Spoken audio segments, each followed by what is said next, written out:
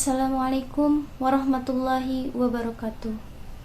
Alhamdulillahillazi arsala rasulahu bilhuda wa dinil haq liyuzhirahu alal ladzina kullihi wa kafa billahi syahida. Asyhadu an la ilaha illallah wa asyhadu anna muhammadar rasulullah. Rabbi shrah li sadri wa yassir li amri wahlul 'uqdatam min lisani yafqahu qawli, amma ba'du. Puji serta syukur marilah kita panjatkan kepada Allah Subhanahu wa ta'ala atas segala nikmat dan karunia-Nya yang diberikan dan dilimpahkan kepada kita hingga detik ini. Dan salawat teriring salam marilah kita panjatkan kepada Nabi besar kita, Nabi Muhammad sallallahu alaihi wasallam atas segala perjuangannya. Semoga kita termasuk ke dalam golongan-golongan orang yang mendapatkan syafaatnya di yaumil qiyamah nanti. Amin amin ya rabbal alamin. Berbicara tentang manusia, perlu kita ketahui terlebih dahulu apa itu konsep manusia dan bagaimana Allah menciptakannya.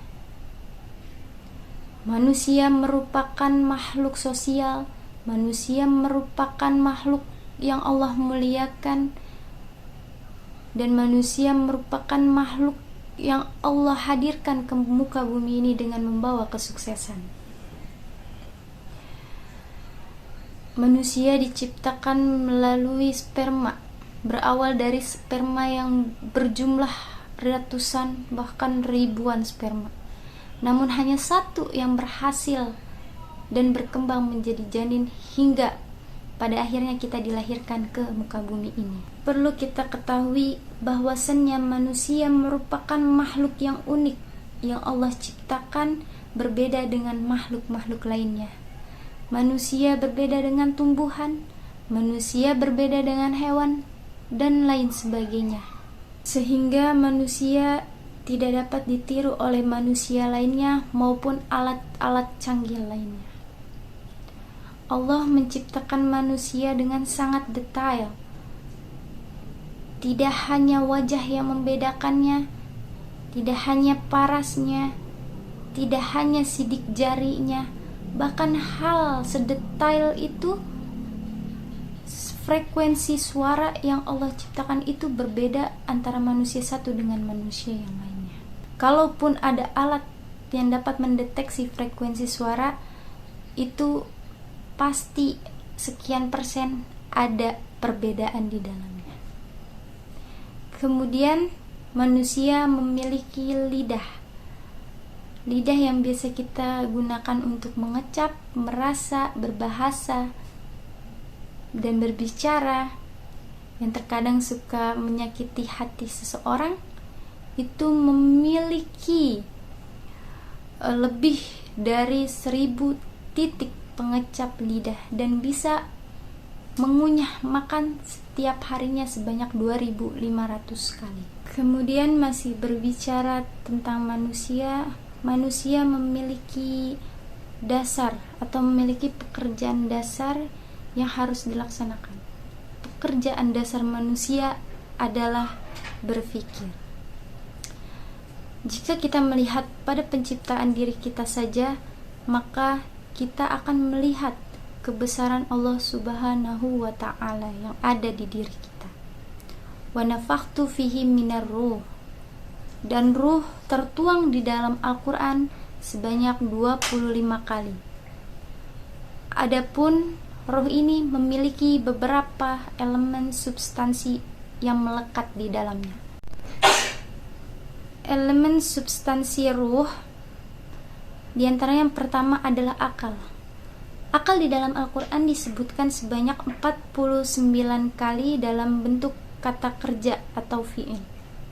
Hal tersebut menunjukkan bahwasannya manusia diharuskan untuk senantiasa berpikir. Berpikir itu secara mendalam dan mendasar hingga ke akar-akarnya. Akal itu merupakan elemen ruh yang berfungsi untuk menerima informasi. Tidak hanya menerima informasi, namun seseorang harus dapat mencerna, memetakan, serta mengkategorisasikan informasi yang dia dapat. Seseorang itu harus dapat memilah dan memilih mana informasi yang dapat disampaikan dan mana informasi yang harus disingkirkan, sehingga informasi tersebut tidak dapat memecah belah antar umat beragama maupun antar umat bernegara. Untuk informasi yang dapat diterima itu nantinya akan disalurkan kemana? Menuju kolbu. Jadi informasi yang sudah kita terima itu akan kita salurkan ke dalam kolbu, karena akal dan kolbu memiliki hubungan dan keterkaitan antara akal dan kolbu, sehingga hal tersebut tidak dapat dipisahkan. Qulubu ya'qilun. Adapun ayat yang berkata lahum qulubul la yafqahuna biha, kalimat yafqahuna biha di mana jika seseorang tafakuh maka dia akan menjadi sosok yang faqih. Seseorang dikatakan faqih apabila telah melewati beberapa tahapan, di antaranya jahil, alim, faham, dan faqih. Yang kedua, elemen ruh ini adalah kolbu. Perlu kita ketahui, kata kolbu tertuang di dalam Al-Quran sebanyak 144 kali. Dan kolbu ini memiliki fungsi untuk menyerap informasi yang diberikan oleh akal. Jadi kolbu ini memiliki tujuan untuk memahami, sebagaimana bahwa orang yang paham akan melahirkan keberanian, percaya diri, dan melahirkan motivasi diri. Jadi ilmu yang sudah kita terima melalui akal itu akan disalurkan ke dalam jiwa. Oleh karenanya pendidikan itu tidak sekedar masuk ke akal, tapi harus dapat merasuk ke dalam kolbu. Yang ketiga, elemen ruh berkaitan dengan rasa sakit, rasa amarah, dan erat dengan fisik. Oleh karenanya ada satu kalimat yang mengatakan mensana in corpore sano, yang berarti dalam tubuh yang sehat terdapat jiwa yang kuat.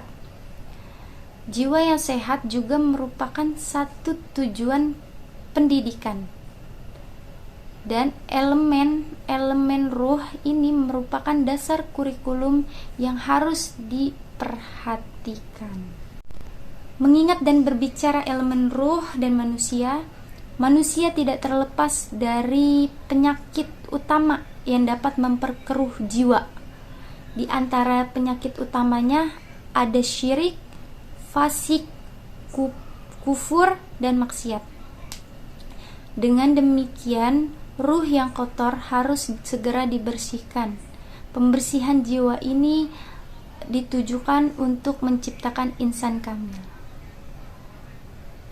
Di dalam Islam, sebaik-baiknya insan kamil adalah Nabi Muhammad sallallahu alaihi wasallam.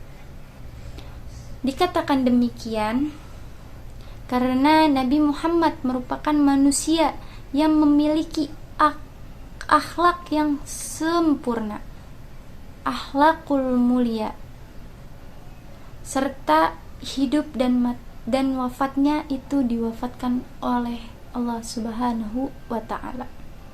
Adapun sifat Nabi yang digambarkan di dalam Aqidatul Awam yang berbunyi arsala anbiya zawil fatanah bisidqi wat tablighi wal amanah.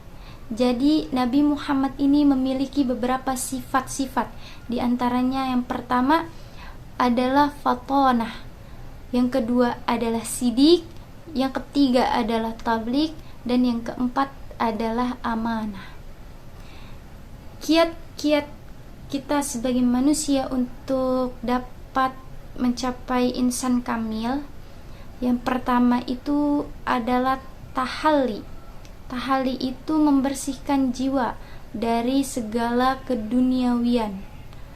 Yang kedua tahalli, yaitu memperindah jiwa dengan adab dan akhlakul karimah.